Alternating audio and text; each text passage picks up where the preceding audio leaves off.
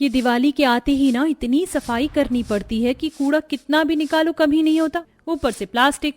कबाड़ी वाला आएगा तो ये बेच दूंगी, कुछ तो पैसे मिलेंगे। राहुल बेटा जरा ये कबाड़ इकट्ठा कर। बेटा जल्दी जल्दी प्लास्टिक इकट्ठे कर ले और तेरे जो टूटे फूटे खिलौने हैं वो भी फेंक ये खिलौना।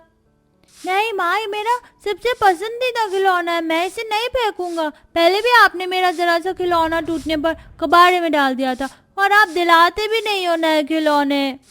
बेटा मैं बोल रही हूँ ये टूटा फूटा खिलौना छोड़ दे, मैं तुझे इस दिवाली पर नया ला कर दूंगी।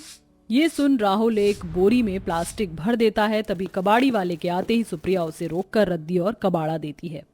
2 किलो रद्दी, 2 किलो प्लास्टिक है, ये लीजिए आपके पैसे।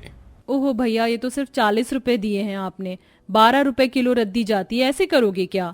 ओहो, अरे मेरे पास खुला नहीं है, आपको देना है तो दो, नहीं तो मैं ये सारा छोड़ कर जा रहा हूँ।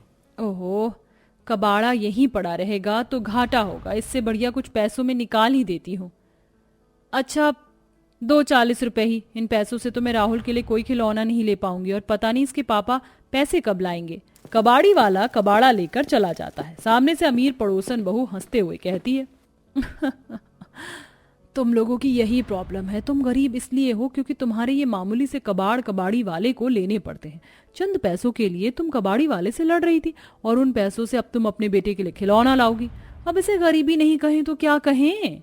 तुम लोगों का कुछ नहीं हो सकता, दिवाली भी ऐसे ही रो रो कर मनाना तुम। आप अमीर हैं, अच्छी बात है, आप अपनी प्लास्टिक की चीजों को फेंक देती हैं, मैं भी वही कर रही हूँ, लेकिन सही जगह उसे देकर अगर मुझे कुछ पैसे मिल रहे हैं तो मुझे नहीं लगता कि इसमें कोई बुराई है। आप जो प्लास्टिक कबाड़े में फेंक देती हैं उसे भी ये लोग उठाकर ले जाते हैं और आप लोगों को पैसे नहीं मिलते और लेकर करोगी भी क्या? आप तो अमीर हैं। बिल्कुल ठीक बोला तुमने। 10 रुपए के लिए मुझे इतना टेंशन लेने की जरूरत नहीं है। मुझे अपने घर पर और भी काम है, दिवाली की तैयारी करनी है, अपने घर को बहुत सुंदर सजाना है और तुमसे तो अच्छा घर सजाऊंगी लाइट्स लगाकर। उप्स, अभी तो मुझे दिवाली की शॉपिंग भी करनी है, डेकोरेशन का सामान लेना है और घर पर पेंट भी करवाना है। सो बाय बाय। ये कहकर श्वेता अपने घर में चली जाती है। वहीं सुप्रिया भी कबाड़ी के पैसे लेकर घर में चली जाती है और मंदिर में रख देती है। इन पैसों से तो कुछ नहीं होने वाला, गौरव आ जाएंगे तो मैं उनसे बात करूंगी। क्या हुआ बहू, तू क्या सोच रही है, क्यों परेशान हो रही है? माँ जी मैं परेशान नहीं होंगी तो क्या करूं, आप तो जानती हैं कल रात को ही उन्होंने कहा था कि दिवाली से पहले उनके मालिक कोई पैसे नहीं देगा, जो भी पैसे देंगे वो दिवाली वाले दिन देंगे। अब उस दिन पैसे मिलेंगे तो मैं तैयारी कब करूंगी? मुझे तो तैयारी अभी से ही करनी है ना। मुझे खिलौने, कपड़े, पूजा का सामान, बताशे, मिठाई ये सब लेकर आना है और धनतेरस पर मैं क्या खरीदूंगी ये तो मुझे समझ में नहीं आ रहा। मुझे नहीं लगता मैं इस बार कोई सोना खरीद पाऊंगी। सोना तो तूने पिछले 3 सालों से खरीदा नहीं है बहू, इतने गरीब हैं इस वक्त हम। कोई बात नहीं, तू कोई स्टील की कटोरी या झाड़ू खरीद ले, इससे ज्यादा क्या ही होगा हमारा। माँ आप क्या बोल रही हो? मैंने सुन लिया, आप मुझे नए कपड़े खिलौने नहीं दिलाएंगे क्या दिवाली पर? और मुझे पटाखे भी चाहिए। राहुल बेटा तू थोड़ा सब्र रखेगा या नहीं? मैंने बोला ना तुझे दिलाऊंगी, घर में कुछ हो ना हो तुझे पहले दिला दूं। तभी सुप्रिया का पति गौरव आ जाता है। अरे क्यों मेरे बच्चे को डांट रही हो? आपका बच्चा जैसे जिद करके खिलौने मांग रहा है और घर में 100 का नोट नहीं है, वो तो कबाड़ा बेचकर मैंने जैसे तैसे 40 रुपए ले लिए। आपने मालिक से बात करी? हाँ मैंने उनसे बहुत बोला, फिर भी वो एक ही बात पर अड़े हुए थे कि मैं दिवाली को ही पैसे दूंगा, उससे पहले नहीं। अब चोरी तो करके ला नहीं सकता, सब्र करो। गौरव तुम्हारा मालिक भी पता नहीं कैसा है जो दिवाली पर पैसे दे रहा है, उससे पहले दिवाली का कितना सारा सामान लाना है, समझते नहीं है क्या वो गंभीरता को? बहू अब जो नहीं हो सकता उसके बारे में क्या सोचना, हम खुद से दिवाली मना सकते हैं। तू ये जुगाड़ कर देख, घर के लिए लिपाई पुताई करने की तो पैसे हैं नहीं, दरारें सारी खाली हो गई हैं, ऐसा कर मिट्टी और गोबर का लेप लगाकर घर चमका दे और जमीन भी। और रही दियो की बात, तो आटे का दिया जलाकर दिवाली पर खिड़की दरवाजे सजा देंगे और रंगोली बना लेंगे। अब देखते हैं क्या क्या हो सकता है। माँ मुझे नए कपड़े चाहिए, मुझे नए कपड़े चाहिए, मुझे नए कपड़े चाहिए। आइडिया ठीक है राहुल बेटा, मैं तुझे नए कपड़े दिला दूंगी। पैसे कहाँ से आए तुम्हारे पास? राहुल बेटा जरा बाहर से सुखाए कपड़े लेकर आना। ये सुनकर राहुल बाहर कपड़े लेने चला जाता है।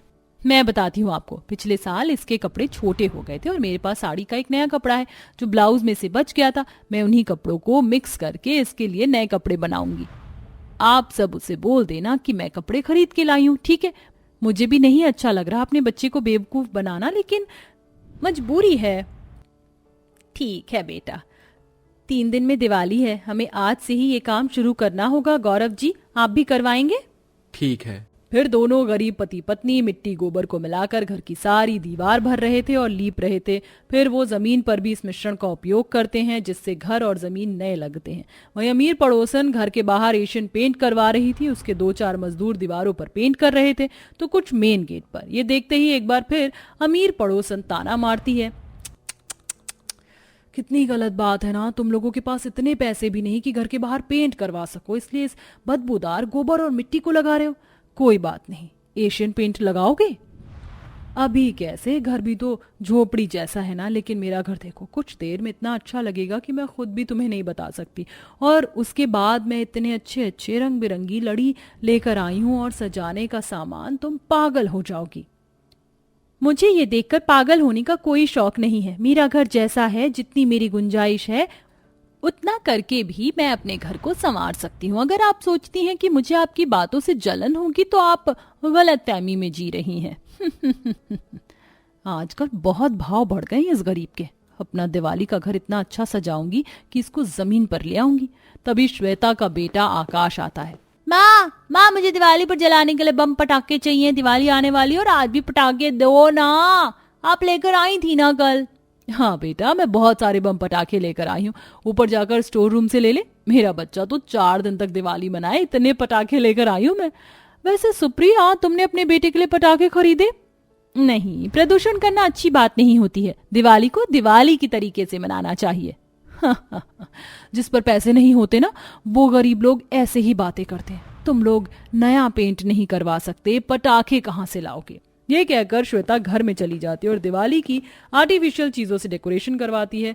वो असली फूलों का भी इस्तेमाल ना करके नकली फूलों की लड़ी लगाती है। दूसरी तरफ सुप्रिया अपने बेटे के लिए पुराने कपड़ों से उसके लिए नया कपड़ा तैयार करती है और ऐसे ही रख देती है जैसे दुकान पर से नए कपड़े आते हो। ये देख उसका बेटा बहुत खुश हो जाता है। 2 दिन बीत जाते हैं, दिवाली का दिन आ जाता है। गरीब सुप्रिया आटे के दिए लगाकर खिड़की पर, चौखट पर और घर के चारों तरफ सजा देती है, जिससे गरीबी में भी उसका घर जगमगा रहा होता है। वहीं अमीर बहू ने आर्टिफिशियल और जगमगाती लाइट से घर सजा रखा था। दोनों ही अपने अपने घर में लक्ष्मी गणेश की दिवाली पूजा कर लेते हैं। ओम जय लक्ष्मी माता, बोलो लक्ष्मी मैया की जय, गणपति महाराज की जय। हे लक्ष्मी माता, अपनी कृपा हम पर बनाए रखना। आपके दिए हुए सुख समृद्धि से ये घर बहुत फले फूले। हाँ, लक्ष्मी मैया कृपा बनाइए। अच्छा सुप्रिया, मैं फैक्ट्री जाता हूँ, मालिक से तनख्वाह लेकर आनी है। पापा पैसे लाकर मुझे पटाखे दो ना, वो सामने वाला आकाश बहुत सारे पटाखे जला रहा है। बेटा, पटाखे से नहीं खेलते, उससे बच्चे जल जाते हैं। तभी बहुत जोर जोर से बम पटाखों के फटने की आवाज आती है और अमीर पड़ोसन अपने बेटे को लेकर चिल्ला रही होती है। उसके बेटे के हाथ में से खून निकल रहा होता है और ऊपर की मंदिर पर आग लग जाती है। वहीं गरीब बहू के परिवार वाले बाहर आते हैं। कोई मदद करो, मेरी कोई मदद करो, कोई तो मुझे हॉस्पिटल लेकर चलो, मैं अपने बच्चों को अकेले लेकर कैसे जाऊं? हर तरफ बम पटाखे फूट रहे हैं, वो भी नहीं आए अभी और मेरा घर भी जल रहा है। हे भगवान, मैं तुम्हारे बच्चे को अस्पताल लेकर चलती हूँ। सुनिए जी, आप फायर ब्रिगेड वाले को बुलाइए, वरना आग हर जगह फैल जाएगी, पूरा घर खाक हो जाएगा। हाँ। गौरव फौरन फायर ब्रिगेड वालों को बुलाता है और सुप्रिया श्वेता के बच्चे को गोद में लेकर हॉस्पिटल जाती है, जहां उसके बच्चे का इलाज होता है। वहीं घर की आग बुझ जाती है। ये सब होने के बाद श्वेता को अपनी गलती का एहसास होता है कि जिसे जितना सुनाया, आज वही गरीब लोग उसके साथ थे। देखा राहुल बेटा, अच्छा हुआ जो मैंने तुझे पटाखे नहीं दिलाए। ऐसे पटाखे का क्या फायदा जिससे जान को भी खतरा हो और बाकी को भी। इनका तो घर जल गया। अच्छा है हमारे पास अपनी झोपड़ी है, अगर हमारे साथ ऐसा होता तो हम झोपड़ी में रहने के लायक भी नहीं होते। हाँ पापा। दोस्तों, कहते हैं ना, जिसकी जितनी चादर हो उसको उतने ही पैर पसारने चाहिए। इस तरह अमीर गरीब की दिवाली मनती है। श्वेता को अपनी गलती का एहसास होता है और दोनों नई सहेलियां बनकर खुशी खुशी रहने लगती हैं। तो दोस्तों, कैसी लगी आपको हमारी ये कहानी? कमेंट करके जरूर बताएं और ऐसी ही नई कहानियों के लिए हमारे चैनल के साथ बने रहें।